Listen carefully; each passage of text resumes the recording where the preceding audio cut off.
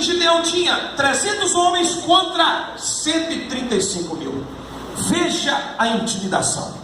Quando você vai lá em Samuel, 1 Samuel no capítulo 17, no versículo de número 4, você vê ali um homem de 2,75 metros de altura, de um lado o exército de Israel, por outro lado o exército dos filisteus, e um homem de 2,75 metros de altura, com uma couraça de 56 quilos, e com espadas e lanças de 6 a 7 quilos, e ele diz assim, ó, eu quero um para lutar comigo. Olha a intimidação, meus irmãos. Mas tem mais. Quando você vai em 2 Crônicas, no capítulo 20, você vê o rei Josafá. O rei Josafá, ele está dizendo a Deus assim, Senhor, não sabemos o que fazer, porque os inimigos vêm contra nós. Eram os amonitas, os moabitas e os meunitas. Uns que vinham por cima, outros que vinham no meio e outros que vinham por baixo. Eram inimigos que habitavam nas planícies, que habitavam nos montes, que habitavam nas terras longínquas e perto. E eles estavam ali intimidando a Josafá. O inimigo estava afrontando o exército de Israel. E meus irmãos, quer mais afronta? O diabo ele é especialista no quesito afrontar. Segundo Reis, no capítulo 6, verso 14, diz que o rei da Síria enviou um grande exército para prender, para pegar um homem. Mas tem mais. Em Isaías capítulo 36, nós vemos o rei Senaqueribe chegando para o povo de Israel, para Jerusalém, dizendo, olha, todos os reinos têm sido vencidos por nós, e agora vocês são o próximo. Vocês serão derrotados pelo rei Senaqueribe, pelo rei da Síria. Meus irmãos, olha a intimidação, olha como que o povo estava intimidado. Mas nós vamos ver na palavra de Deus que a vitória sempre foi do grupo menor. A vitória sempre foi do grupo menor. Porque, irmãos, aqueles que se acham grandes e que se levantam contra o povo de Deus, eles esquecem do que está escrito no Salmo de número 20, no verso 8 e 9, que diz assim, olha, uns confiam em carros e cavalos, mas nós faremos menção do nome do Senhor.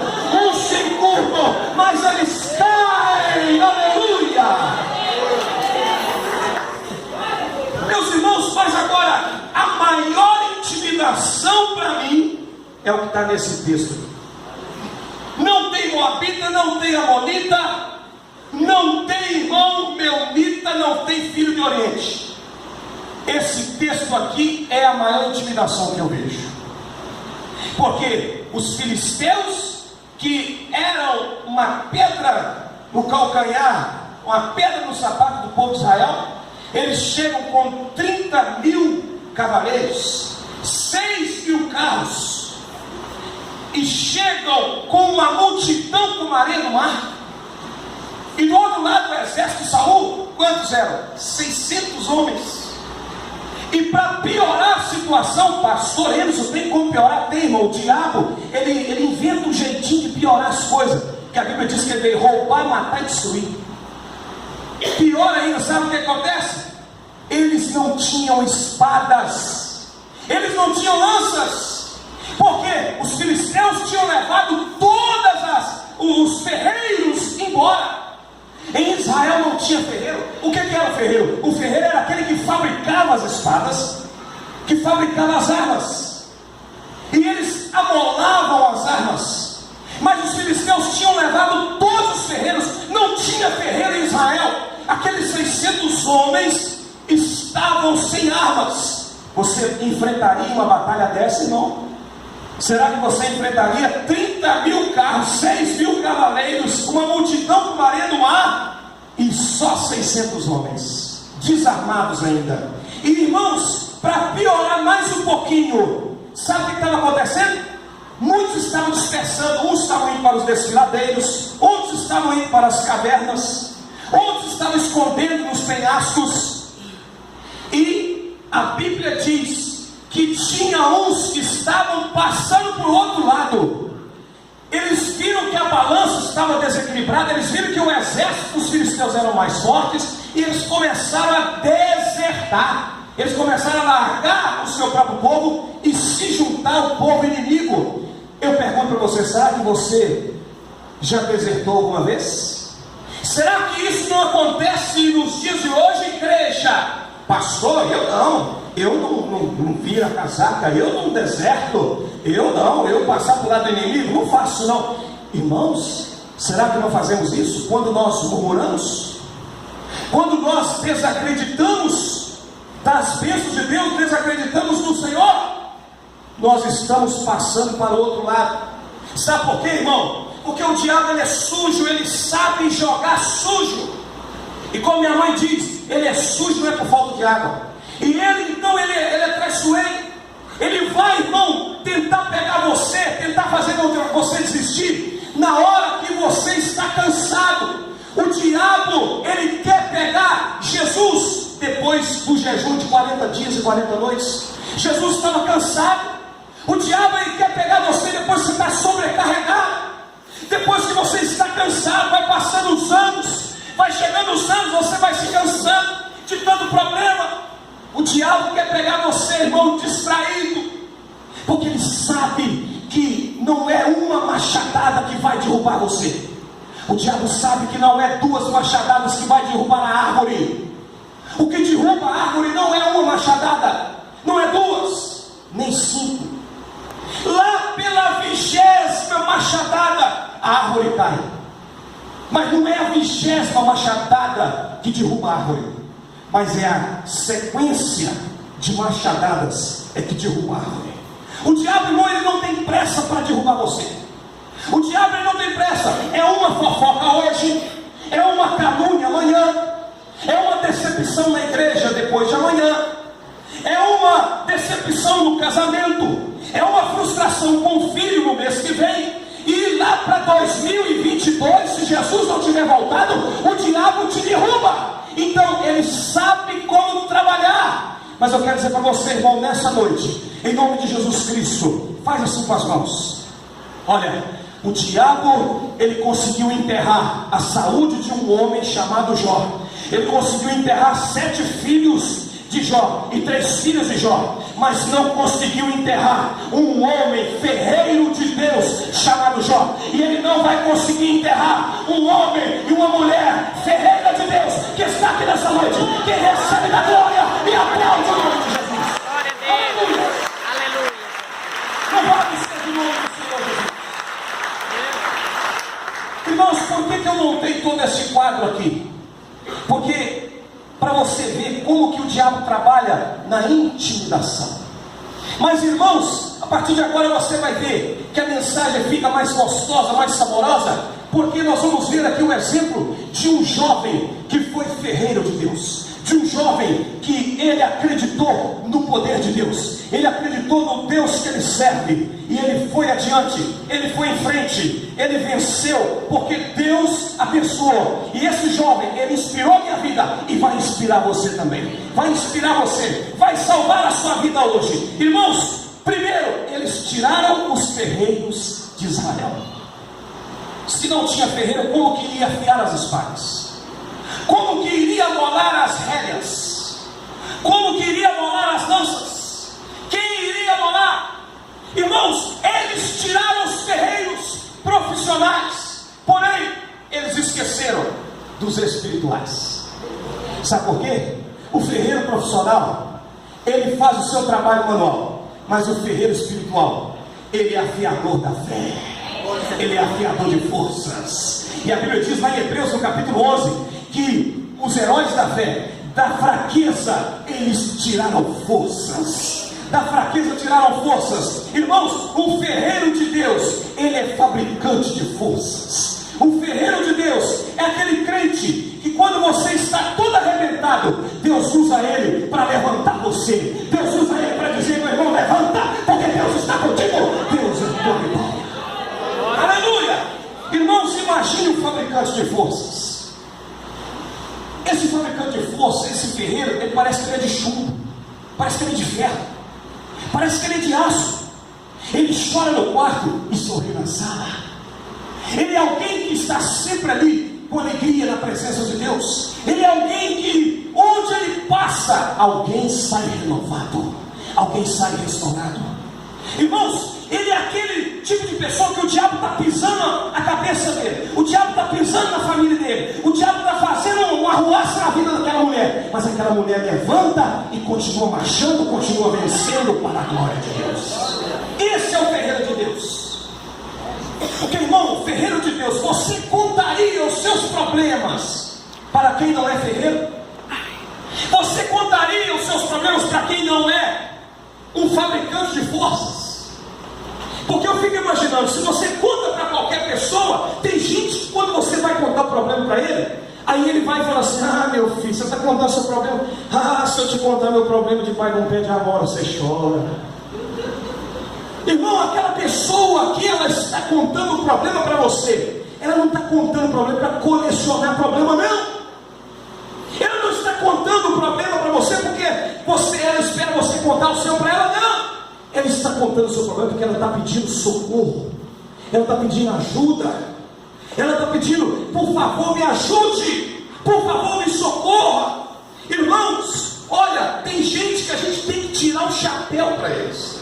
Tem gente que é ferreiro de Deus. Uma vez um pastor, ele estava arrasado, lá no chão, abatido.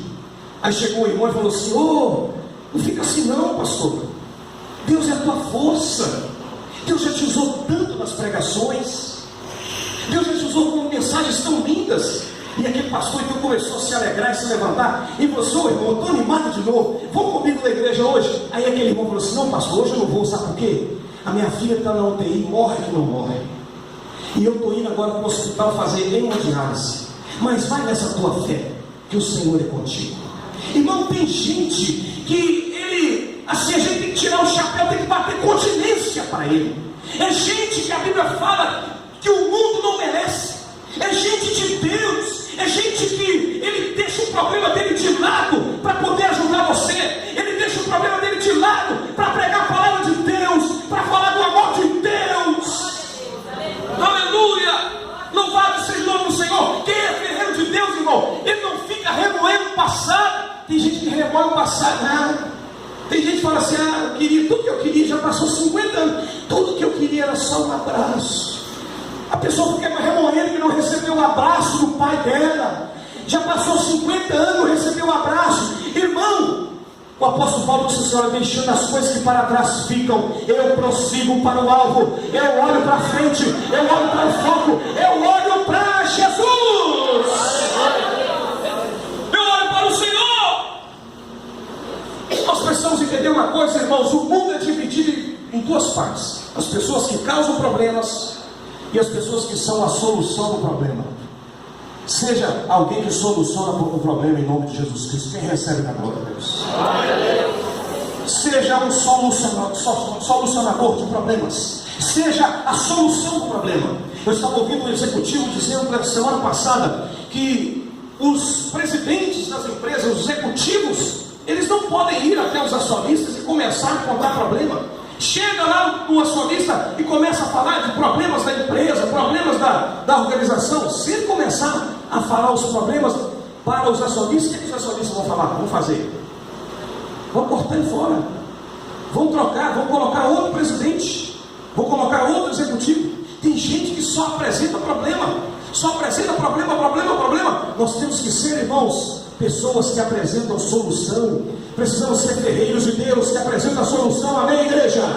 Ao invés de ficarmos chorando, engano nos cantos, nós temos que nos levantar e dizer: o Senhor é a nossa bandeira, com a força de Deus nós vamos vencer.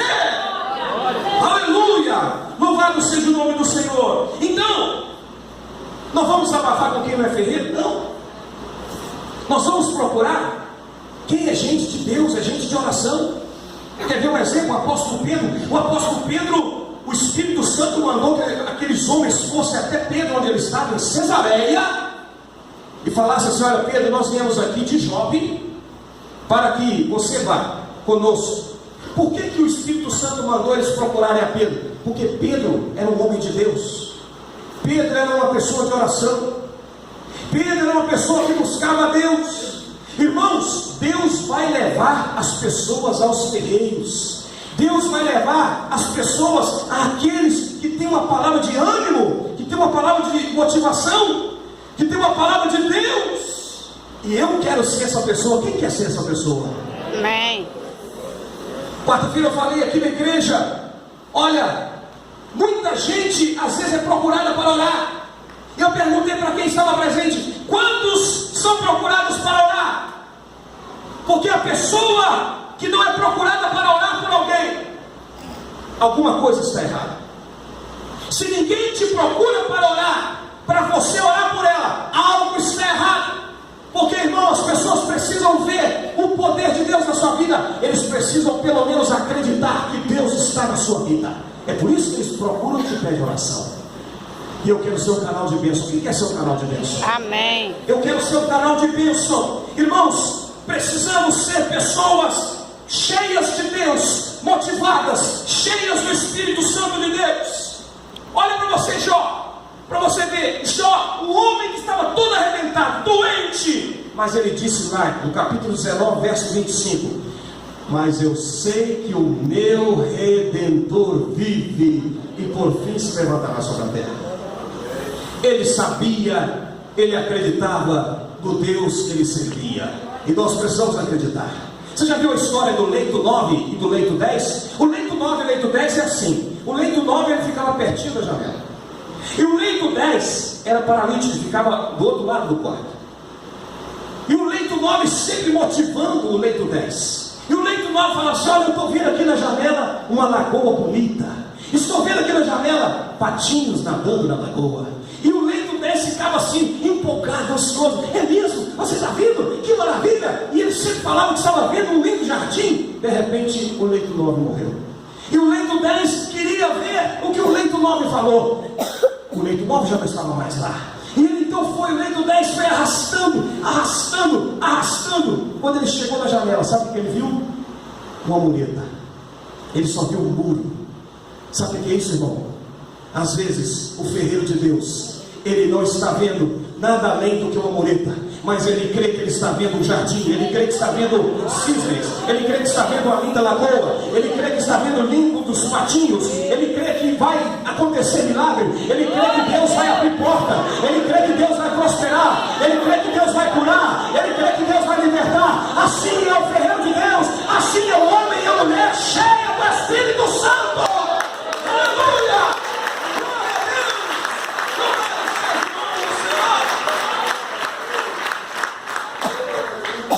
Irmãos, é por isso que eu gosto daquela história da Sunamita. Eu sou apaixonado com a história da Sunamita. A Sunamita, irmãos, era uma mulher que tinha visão de Deus. Quer ver? Quem é que descobriu que Eliseu era profeta? Foi ela ou foi o marido dela? Ela. Quem é que mandou fazer um quarto, separar um quartinho para o profeta? Foi ela ou foi o marido? Ela. Então aí você já está vendo quem que é o espiritual da história. A Sunamita era uma mulher de Deus, e a Bíblia diz que Deus, através do profeta Eliseu, deu um filho a ela, e a criança cresceu, e de repente o menino estava doente. E quando o menino estava doente, o pai falou assim: olha, manda levar para a mãe dele. Leva o menino para a mãe dele. Será que essa mãe, ela era técnica em enfermagem, ela era médica para poder mandar levar para a mãe? O menino está sentindo dor de cabeça. Irmãos, eu quero aqui abrir um parêntese. Eu quero fazer uma nota de rodapé aqui. Esse homem, marido da Sunamita, é o retrato de muitos homens hoje que transferem a responsabilidade para a mulher. Chega desse negócio que é sua mãe resolve. Pergunta para sua mãe: assuma o seu papel de homem, assuma o seu papel de cabeça dentro de casa. É os dois juntos ali, ó. É o casal. A Bíblia diz que o menino chegou e morreu nos joelhos da mãe. Morreu no joelho da mãe. Quer dizer, o pai tinha que estar perto. Essa igreja que foi edificada sobre colunas. Tem uma coluna lá, outra coluna cá. São 4 colunas. São as colunas da igreja. E nós vamos construir também sobre colunas. Colunas, pilares. Dentro de casa nós temos que ter pilares. Dentro de casa nós temos que ter pilares. E o pilar não é só a mulher, não, irmão, que edifica o pilar, não. É o homem e a mulher, é os dois juntos ali, ó, buscando a Deus, os maridos com as suas esposas, os dois servindo ao Senhor. Não jogue o peso sobre a sua mulher, e mulher que está aqui nessa noite também, não jogue o peso sobre o seu marido, os dois juntos na presença do Senhor. Ah não, minha mulher ora, a mulher vai para a igreja e o marido fica em casa lá tranquilo, de bobeira. Irmão, você precisa buscar a Deus. Ah, hoje precisa ir no culto. Não, irmão, você tem que ir no culto, irmão. Se possível todo dia, porque a gente come todo dia. Fica sem comer um dia para você ver o que acontece. Eu, quando eu fico sem comer um dia, as vistas embaçam tudo, fico tonto, fico zonzo. Fica sem tomar um banho um dia, irmão. Fica sem tomar banho, o que acontece? Então, irmão, buscar a Deus, louvar a Deus, orar, ler a palavra, buscar o Senhor no templo, é todo dia. É todo dia, irmão. Não fica se apegando aos bens materiais, esquecendo de Deus, não, irmão. Porque aí Deus, ele dá um peso. Já pensou se Deus tira o que você gosta, tira o seu emprego, aí o bicho pega pro seu lado, aí uma coisa complica. Então fica firme na presença de Deus. Você é coluna na sua casa. Quem recebe essa palavra? Amém. A sunamita, irmãos, olha outra característica da sunamita. A sunamita, ela, quando o filho morreu, o marido chegou para ela e disse: hoje não é lua nova, hoje não é sábado, por que você vai sair? Não tinha discernimento nenhum espiritual. A mulher foi lá, pegou o jumento, foi até o profeta. Quando ela encontrou com Geazi, ela não falou nada com Geazi. Ela é besta de falar as coisas com quem não é ferreiro de Deus. Ela é besta de falar com quem é carnal, com quem é zoiudo. O Geazi era zoiudo, carnal. Geazi só pensava nas coisas dos bens materiais. Tudo quanto é coisa errada está no meio. O Geazi é o tipo de crente que não pode ver uma fofoca que está ali. Ele quer saber. Ele não pode ouvir falar que está tendo uma calúnia, ele está ali. Ele não pode ouvir falar que está tendo um burburinho, ele está ali. O Geazi é carnal. E a sunamita, ela não deu bobeira, ela não foi até Geazi falar nada com Geazi. Ela esperou encontrar com o profeta e falou: sabe por quê, irmão? Nós temos que procurar gente de Deus, caminhar com gente de Deus, caminhar com quem serve a Deus, com quem ama a palavra de Deus. Às vezes tem gente que quer fazer amizade com você, mas que seja uma amizade, irmão, para a glória de Deus. Ah, eu quero ser seu amigo. Você pode até ser meu amigo, mas eu não gosto de fofoca, não. Não me conta fofoca, não me conta problema. Tem gente que tem um prazer de dar notícia ruim. Tem gente que tem um prazer de dar notícia ruim. Notícia ruim eu não quero saber. Eu não gosto de fofoca. E esse negócio, a Bíblia fala sobre isso. Amizade. Cuidado com as amizades. Cuidado com esse negócio de amizade demais, porque esse negócio dá problema. Não fique tucaiado na casa do seu irmão. Tem gente que vai de manhã no café da manhã, está lá abençoada na casa do abençoado. Ah, vai lá à tarde, está lá abençoada lá. Só fica entucaiado na casa do outro. Irmão, aprenda, eu vou te dar um discernimento aqui, ó. Coma uma pipoquinha, não entra muito em detalhe, fica só nos pormenores. A pessoa tem que ter saudade de você. Você tem que deixar a pessoa com saudade. Não, estou com saudade do irmão. Não, estou com saudade. Deixa o irmão ter saudade. Não fique enfiado na casa do irmão, porque você tem que dar problema. Dá problema. Eu conheço um dia dessa que eu fiquei sabendo de dois, eu fiquei igual carne e unha. Onde é que um estava, o outro estava? Não, cinco, um estava, o outro estava lá. Na lagoa, um estava, o outro estava lá. No Faisão, um estava, o outro estava lá também. Ah, meu filho, tem uma confusão que os dois viram inimigo do outro. Não fique, irmão. A Bíblia fala: ó, não fique com o pé constantemente na casa do teu vizinho. Retira o pé do teu vizinho, para que ele não te enfades de ti. Está escrita a palavra. Quem recebe da glória? Amém. Glória. Aleluia. Louvado seja o nome do Senhor Jesus. Então, irmãos, nós precisamos entender uma coisa: que o ferreiro de Deus é alguém cheio de Deus, é alguém motivador. E Jonatas, ele muda tudo. Ele é ferreiro. Olha o que Jonatas fez. Ele chegou para o seu escudeiro e ele falou assim: olha, meu escudeiro, vamos ali comigo. Mas nós vamos aonde, Jonatas? Vamos lá vencer os filisteus. Jonatas, mas 30 mil cavaleiros, 6 mil carros, uma multidão com maré do mar. Eu fico imaginando ele falando assim. Mas Jonatas falou assim: olha, para Deus não importa se é com muitos ou com poucos, Deus vai nos dar a vitória. Ele é ferreiro de Deus, ele é gente que influencia, ele é gente que fala assim: ó, vamos, estamos juntos em nome de Jesus Cristo. Irmãos, eu quero saber, em nome de Jesus Cristo, quando os ferreiros de Deus estão aqui, quando nós dissemos vamos fazer isso para Deus, você vai se dispor? Quantos aqui nessa noite querem se dispor para a glória, para a obra de Deus? Em nome de Jesus, sonha com o ferreiro de Deus. Sonha o sonho do ferreiro de Deus. Abraça o projeto do ferreiro de Deus. Porque você vai ver, Deus vai abençoar, Deus vai honrar, Deus vai prosperar. E Jonathan, ele influencia, ele vai, o seu escudeiro diz assim: eu vou contigo, estou contigo, vamos lá. E aí, irmão, sabe o que acontece? Jonathan fala assim: você vai comigo, né? Então eu vou combinar um negócio com você, porque nós temos um segredo. Vamos aqui, nós temos um segredinho. É o seguinte, nós dois vamos juntos. E quando a gente chegar lá, os filisteus, quando eles nos verem, e eles disserem para nós assim: nós estamos indo até vocês, nós vamos ficar quietinhos. Mas se eles falarem assim: olha, suba até nós, aí é o sinal que Deus está nos dando, que Ele vai nos dar a vitória.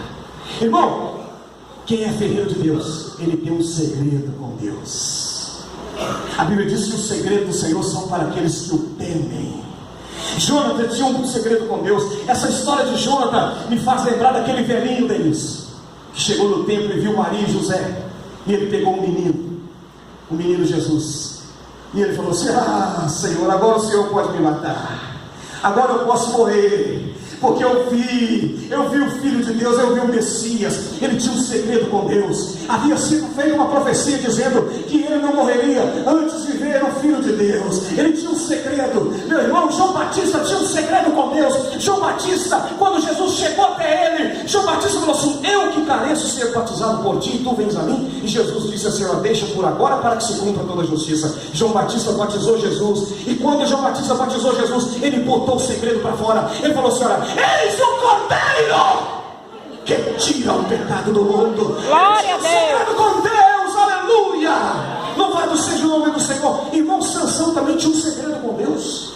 Sansão, ele revelou o segredo para a mulher do mel. Caiu feio.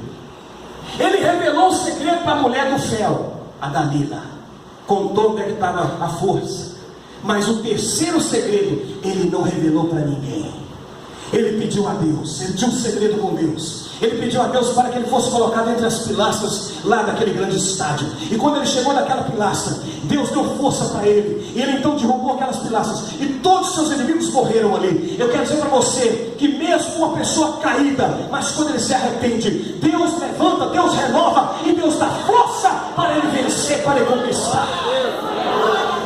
Deus te dá força nessa noite.